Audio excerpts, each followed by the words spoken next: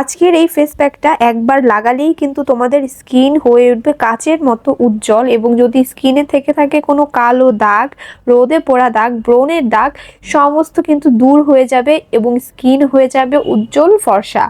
এই গরমে কিন্তু সবার মুখেই কম বেশি ব্রণ, পিম্পল হচ্ছে, আর এই পিম্পলের জন্য কিন্তু আমাদের সৌন্দর্য একদম নষ্ট হয়ে যাচ্ছে।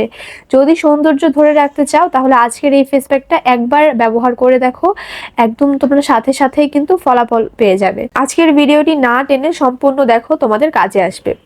প্রথমে নিয়ে নেব 1 চামচ পরিমাণ বেসন। আমি সাদা বেসনটা নিয়ে নিয়েছি, তোমরা চাইলে যে হলুদ রঙের বা গোলাপি রঙের যে বেসনটা আছে ওইটা নিতে পারো। যে কোনো একটা বুটের বেসন নিলেই হয়ে যাবে।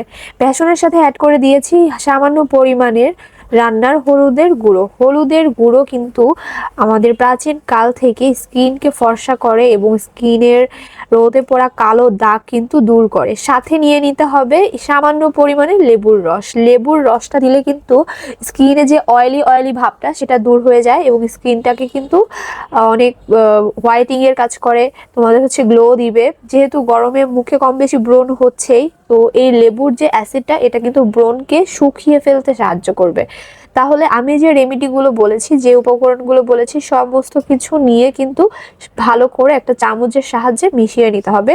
আর তোমরা কিন্তু এটা দেওয়ার আগে মুখটা একটু নর্মাল পানি দিয়ে ভালো করে ওয়াশ করে নিবে। এটা দেওয়ার পর যখন শুকিয়ে যাবে তারপর ঠান্ডা পানি দিয়ে তোমরা মুখটাকে ক্লিন করে নিবে।